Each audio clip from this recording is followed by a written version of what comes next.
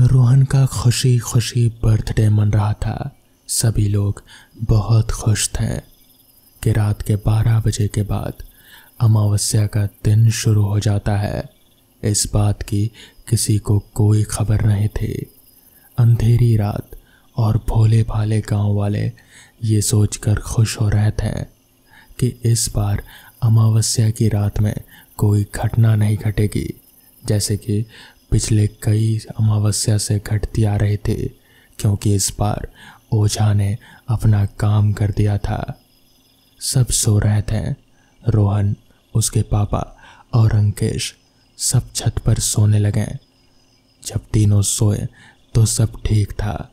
अचानक रात में अंकेश को कुछ अजीब सी महक आई, जैसे कुछ सड़ रहा हो।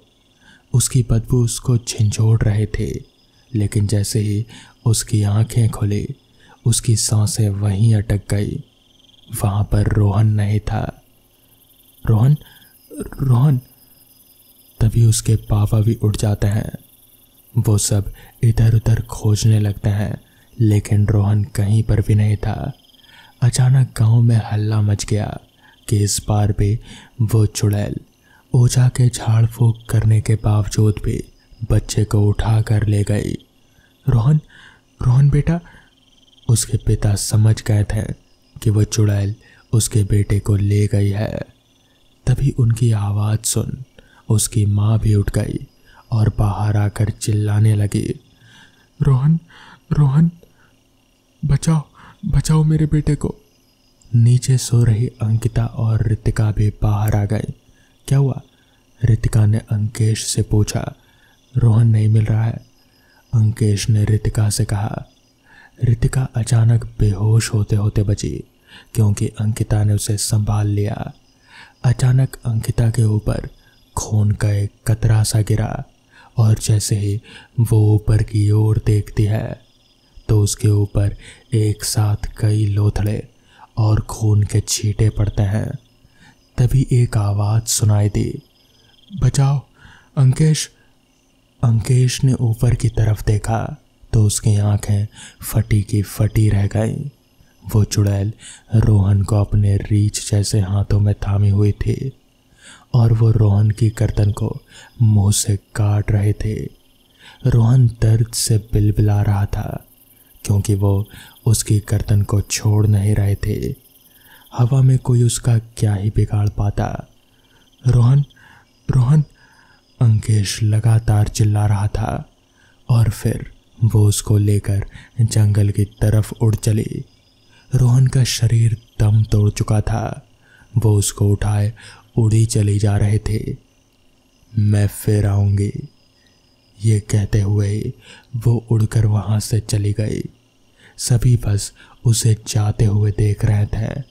अंकेश बस सोचता ही रह गया, और वो अपना काम करके जा चुकी थी। रितिका का तो रो रो कर बुरा हाल था, और अंकिता कभी रोहन की माँ को समझाती तो कभी रितिका को। गांव वाले सब जानते थे कि उसका कोई कुछ नहीं बिगाड़ सकता। वो हर बार बच्चों को लेकर हवा में उड़ जाते थे। सब उसके पिता को ढाढ़स बंधाने लगे। किसी तरह रात कटी। सुबह जब रोहन को ढूंढने निकले तो रोहन की लाश वही गांव के बाहर खुर्द-बुर्द हालत में मिली।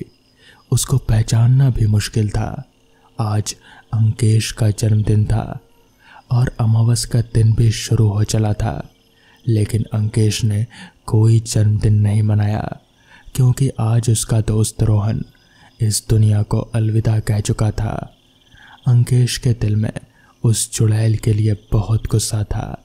उसे पता था कि आज भी अंधेरा होगा और वो चुड़ैल ज़रूर आएगी उसको ले जाने के लिए। रात का सन्नाटा हुआ। आज अंकेश नीचे कमरे में लेटा उसका इंतज़ार कर रहा था कि वो कब आए। सब अपने अपने कमरे में थे, क्योंकि आज की रात फिर खतरनाक होने वाली थी। अंकेश की आंखों में नींद नहीं, बल्कि बेचैनी थी। गांव में आज के दिन कोई भी बाहर नहीं निकलता था। अचानक उसे खिड़की के पास एक साया उतरता हुआ नजर आया। वो चुपचाप लेटा रहा। अंकेश एक निडर लड़का था। उसने जानबूझकर दरवाजे की कुंडी ही नहीं लगाई। उसे यकीन था कि आज की रात वो ज़रूर आएगी। अंकिता और रितिका दूसरे कमरे में थी, अपने माँ के पास। शेर का शिकार करना हो तो पहले बकरी को ही बांधा जाता है। वही अंकेश ने किया। अंकेश को यकीन था कि वो उसे बिस्तर से उठाने के लिए और फिर ले जाने के लिए ज़रूर कोशिश करेगी। अचानक दरवाज़ा खुला। बगैर कोई आवाज़ के वो इंतज़ार में था कि कब उसे वो चुड़ैल हाथ लगाए। तभी अचानक से उस चुड़ैल ने उसे पकड़ा और एकदम से अंकेश ने अपना चादर हटाया। उसके हाथों में भभूत थे। उसने तुरंत ही वो भभूत उस चुड़ैल के ऊपर फेंक दिया। भभूत पड़ते ही वो चुड़ैल जैसे छटपटाने से लगी। उसे जैसे कुछ भी दिख ही नहीं रहा था। उस चुड़ैल को कुछ समझ नहीं आ रहा था। तभी अंकेश ने वहीं पास ही में पड़ा केरोसिन का बोतल उठाया और उस चुड़ैल के ऊपर डाल दिया और फिर माचिस मारकर घर को बंद कर दिया। उस कमरे को बंद करते ही वो चुड़ैल जैसे छटपटाने से लगी। उसे कुछ भी समझ नहीं आ रहा था। अंकेश बाहर था। फिर उस चुड़ैल की आवाज़ सुनकर सभी गांव वाले भी बाहर आ गए। सब उस चुड़ैल को चीखता हुआ सुन रहे थे। फिर धीरे धीरे उसकी चीखें भी बंद हो गई और सब कुछ जैसे शांत हो गया। कुछ देर बाद लोगों ने घर का दरवाज़ा खोला तो वहाँ पर सिर्फ राख पड़ी मिली और कुछ भी नहीं था। उस दिन के बाद से किसी भी अमावस की रात को किसी का भी कोई बच्चा गायब नहीं हुआ और तब से लेकर आज तक वो गांव सही सलामत है। साक्षी अपने सोफे पर आराम से बैठे अपने मोबाइल पर व्हाट्सएप देख रहे थे। कई लोगों ने उसे मज़ेदार क्लिक्स भेज रखे थे जिन्हें देखकर वो पेट पकड़ पकड़ कर हंसते। तभी उसका ध्यान उसकी नारेला वाली आस्था मौसी के मैसेज पर गया। उसकी आस्था मौसी भी विचित्र चीज़ें भेजा करती थी उसे, पर साक्षी को वो सब भी पसंद था। देखें आज क्या भेजा है मौसी ने। ये कहते हुए साक्षी ने मैसेज खोला तो पाया कि आस्था मौसी ने एक गेम की फाइल भेजी है। उसका नाम था द ब्लडी मैरी गेम। साक्षी ने बिना कुछ सोचे बगैर कि उस फाइल में वायरस हो सकता था या उस गेम में कुछ घिनौना हो, उसने वो फाइल लोड कर दी। गेम शुरू हुआ और सामने स्क्रीन पर एक बेहद ही डरावनी औरत का चित्र आया।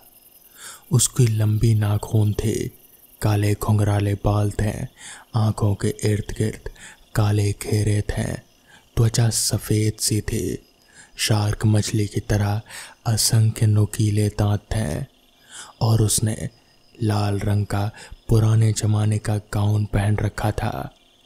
उस औरत के पीछे एक कमरा था जिसमें छत विछत लाश, आदमियों के अंग और खून हर तरफ फैला हुआ था। उसे देख साक्षी एक पल के लिए तो सहम गई, पर फिर भी उसने गेम खेलकर देखने की सोची। उसे डरावने मोबाइल गेम्स पसंद थे। ग्राफिक्स बढ़िया लग रहे हैं और माहौल भी काफ़ी डरावना है, बढ़िया। खुश होते हुए साक्षी ने मन में कहा। कुछ पल बाद स्क्रीन पर स्टार्ट का बटन आया जिसे साक्षी ने दबा दिया। फिर कुछ समय तक लोड होने के बाद वही डरावनी औरत स्क्रीन के सामने प्रकट हो गई और डरावने तरीके से हंसने लगी। ये सुन साक्षी थोड़ा घबरा गई। आगे उस औरत ने कहा कि उसका नाम मैरी है, जिसके बाद मैरी ने कहा, वेलकम, ब्लडी मैरी गेम में आपका स्वागत है। ये गेम खेलने से पहले एक चेतावनी, ये गेम काफ़ी डरावना है। अगर आप बच्चे हैं, वृद्ध हैं, दिल के मरीज हैं या फिर प्रेग्नेंट हैं तो इस गेम को ना खेलें। प्रेग्नेंट शब्द ने साक्षी की दुखती रग पर हाथ रख दिया। वो दोबारा उन बुरी यादों में खो गए जिनसे वो बचना चाहते थे। शादी के 10 साल बाद भी वो माँ नहीं बन पाए थे। डॉक्टरों ने कह दिया कि वो कभी भी माँ नहीं बन पाएगी। शैलेंद्र, उसके पति, और उसकी कितनी तमन्ना थी बच्चे के लिए। साक्षी ने फौरन इन ख्यालों को झटक दिया, अपने आंसू पोंछे और अपना पूरा ध्यान गेम में लगा दिया। आगे मैरी बोली, ये गेम आसान है। अपनी और अपने किसी प्रियजन की तस्वीर अपलोड करो, फिर आपके सामने एक बड़ा सा आईना आएगा। अपने कमरे में अंधेरा कर आपको बस 3 बार ब्लडी मैरी बोलना है और तब आपको भविष्य दिखेगा, आपका और आपके उस प्रियजन का। भविष्य देखने के बाद आपके सामने 2 विकल्प होंगे। अपने भविष्य के आधार पर आपको उन दोनों में से एक विकल्प को चुनना होगा। साक्षी ने मन ही मन कहा, ये गेम तो मुझे कोई डरावना सा स्लैशर गेम लग रहा है, पर यह तो काफ़ी आसान गेम निकला। कोई नहीं, गेम मज़ेदार लगता है, चलो खेलते हैं। साक्षी ने शैलेंद्र और अपनी तस्वीर अपलोड कर दी। फिर वो अपने कमरे में गई, खिड़कियों पर पर्दे डाले और अंधेरा कर अपने बिस्तर पर बैठ गई। बैठने के बाद उसने कहा, bloody Mary, bloody Mary, bloody Mary. Screen पर लोडिंग दिखने लगा। काफ़ी समय तक कुछ दिखा ही नहीं। साक्षी ने झुंझला कर कहा, ये तो बकवास गेम निकला, बेमतलब का मैंने अपना सारा समय बर्बाद किया। ये कहकर साक्षी उठी ही थी कि अचानक उसे चक्कर आए और वो गिर पड़ी। उसे जब होश आया तो उसने पाया कि वो किसी अनजान कमरे में थी। उसके हाथ पैर बंधे हुए थे, मुंह पर पट्टे थे, जिस कारण वो आवाज़ नहीं लगा पा रहे थे। तभी उस कमरे का दरवाज़ा खुला और सामने उसे 2 परछाइयाँ दिखे। साक्षी को कुछ भी समझ में नहीं आ रहा था कि ये सब क्या हो रहा था। वो हैरानी से अपने आसपास देख रहे थे। फिर उन परछाइयों को उसने मन ही मन में कहा, ये सब क्या हो रहा है? मैं तो अपने घर में थी और वो गेम खेल रही थी, पर फिर क्या हुआ? याद नहीं आ रहा। मेरा किडनैप हुआ? नहीं, पर कोई ऐसा क्यों करेगा? तभी वो परछाइयाँ आगे आई और साक्षी को अपने उन परछाइयों के चेहरे दिखे। वो शैलेंद्र था और उसके साथ में उसकी सेक्रेटरी आयुषी। उन्हें देख साक्षी खुश हो गई। उसने सोचा शैलेंद्र उसे बचाने आया है। पर तभी साक्षी की नज़र आयुषी के पेट पर पड़ी जो बाहर आया हुआ था। साक्षी ने मन ही मन कहा, ये क्या हुआ? कुछ दिन पहले तक तो आयुषी 0 फिगर की थी, तो वो अचानक प्रेग्नेंट कैसे हो गई? साक्षी ये सब सोच ही रहे थे कि शैलेंद्र ने पास के एक टेबल पर रखा चाकू उठाया। साक्षी को लगा कि वो उसकी रस्सियां खोलने आया था, पर नहीं, शैलेंद्र ने साक्षी के पेट में चाकू घोंप दिया। साक्षी दर्द से चिल्लाई, पर वो आवाज़ उसकी दबकर ही रह गई, उसके मुंह पर लगे टेप के चलते। साक्षी की आंख में आश्चर्य देख शैलेंद्र ने कहा, या आयुषी को देख रही हो साक्षी?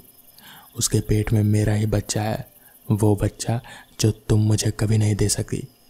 तुम्हारे वजह से मेरी कितनी बदनामी हुई, मुझे क्या क्या झेलना पड़ा, इसलिए अब तुम्हें मरना होगा। ये कहते हुए शैलेंद्र ने 4-5 बार चाकू मार दिए साक्षी को। साक्षी मदद की नज़रों से आयुषी को देखती रही, इस उम्मीद में कि वो एक औरत है, शायद वो उसकी मदद कर दे। पर नहीं, आयुषी की शक्ल पर तो भाव थे ही नहीं। कोई सामान्य मनुष्य किसी दूसरे की हत्या देखते हुए शांत नहीं रह सकता था। इसी के साथ साक्षी ने दम तोड़ दिया। साक्षी के मरते ही शैलेंद्र ने एक कुल्हाड़ी से उसके टुकड़े किए और पास ही समुद्र में बहा दिए। ये सब साक्षी ना जाने क्यों देख पा रहे थे। तभी अचानक ही वो उठ खड़ी हुई। वो अपने कमरे में फर्श पर पड़ी हुई थे। उसका दिल जोरों से धड़क रहा था और वो पसीना पसीना हो चुके थे। उसने मन में कहा, शायद कोई बुरा सपना था। तभी एक आवाज़ आई, ये सपना नहीं था साक्षी। ये सुनकर साक्षी चौंक गए। उसने फौरन अपने कमरे की बत्तियां जलाई, पर वहाँ उसके अलावा और कोई नहीं था। तभी दोबारा आवाज़ आई, ये मैं हूँ साक्षी, मैं ब्लडी मैरी। अपना मोबाइल उठाओ और विकल्प चुनो। साक्षी बुरी तरह सहम गए थे। मोबाइल से मैरी की आवाज़ सुनकर वो अपनी जगह ही जम गए थे। तभी वो मोबाइल बुरी तरह से हिलने लगा और उसमें से एक आकृति निकली। वो कोई और नहीं बल्कि मैरी थी। उसे देख साक्षी अपने कमरे में भागने लगी, पर कमरे का दरवाज़ा खुला ही नहीं। मैरी साक्षी का मोबाइल उठाए उसके पास गए और उसे देते हुए बोली, ये लो साक्षी, और गेम को पूरा करो। अपने भविष्य के आधार पर विकल्प चुनो। साक्षी ने डरते हुए मोबाइल लिया और स्क्रीन पर देखा। सामने 2 विकल्प थे, एक मर जाओ और दूसरा था बदला। मैरी ने साक्षी से कहा, या तो तुम अपना भविष्य स्वीकार करो और अपने पति के हाथों मरो, या फिर बदला लो। तुमने कोई पाप या गुनाह नहीं किया, पर फिर भी तुम्हारा पति तुम्हें इसके लिए मार रहा है, क्योंकि तुम कभी मां नहीं बन सकी। ये तो भगवान की मर्जी से होता है, इसमें तुम्हारी क्या गलती। फौरन बदला का विकल्प चुनो, इससे पहले कि वो बेरहम लोग तुम्हें मार डालें। इस पर साक्षी बोली, पर मैं तुम पर भरोसा कैसे करूं? ये जो तुमने मुझे भविष्य दिखाया वो कोई भ्रम भी सो हो सकता है। इस पर मैरी बोली, मैं भी तुम्हारी ही तरह थी साक्षी। मैं इंग्लैंड में पहली रानी मेरी ट्यूडर थी। मैं भी मां नहीं बन पा रहे थे, इसलिए मैंने काले जादू का सहारा लिया। तब मुझे पता चला कि यह काम मेरी सौतेली बहन का था। उसी ने काला जादू किया था मुझ पर तब तक देर हो चुके थे और मैं बे औलाद ही मर गई। इसलिए मेरी आत्मा भटकती है आज भी, ताकि मैं अपनी जैसी औरतों की मदद कर सकूं। अब अगर तुम भी मुझ पर विश्वास नहीं करते तो फिर अपने पति पर नज़र रखना। साक्षी ने ठीक वैसा ही किया और उसने शैलेंद्र की बेवफाई के कई सबूत ढूंढ लिए। उसका दिल भी टूट गया बुरी तरह से। तब मेरी दोबारा से उसके सामने आई और बोली, सोच क्या रही हो? बदले का विकल्प चुनो। साक्षी असमंजस मेरी आवाज़ में बोली, पर मैं ये नहीं चुन सकती। मुझ में इतनी हिम्मत नहीं है। कुछ महीनों बाद इंस्पेक्टर वाघमारे साक्षी के घर में उससे पूछताछ कर रहे थे। वो बोले, मैम, हमने कंफर्म कर लिया है, आपके पति की बेरहमी से हत्या के दिन आप अपनी सहेलियों के साथ थे। अपने घर की तलाशी लेने की इजाज़त देने के लिए शुक्रिया। जब कातिल आयुषी पकड़ी जाएगी तब हम आपको इत्तला कर देंगे। धन्यवाद। जय हिंद। इंस्पेक्टर के जाते ही साक्षी ने खुद से कहा, आप पूरी दुनिया छान मारो इंस्पेक्टर, वो आपको कहीं नहीं मिलेगी, क्योंकि वो इस दुनिया में है ही नहीं। तभी उसने ब्लडी मैरी गेम खोला और उसमें से 2 आकृतियां निकली। एक ब्लडी मैरी थी और दूसरी रस्सियों से बंधी आयुषी। तो दोस्तों, ये थी आज की कहानियाँ। अगर आपको ये कहानियाँ पसंद आई हों तो वीडियो को लाइक और चैनल को सब्सक्राइब करना ना भूलें। तो मैं आपका दोस्त आर्यन जल्द ही मिलूँगा आपसे ऐसी ही नई कहानियों के साथ। तब तक के लिए अपना ख्याल रखें।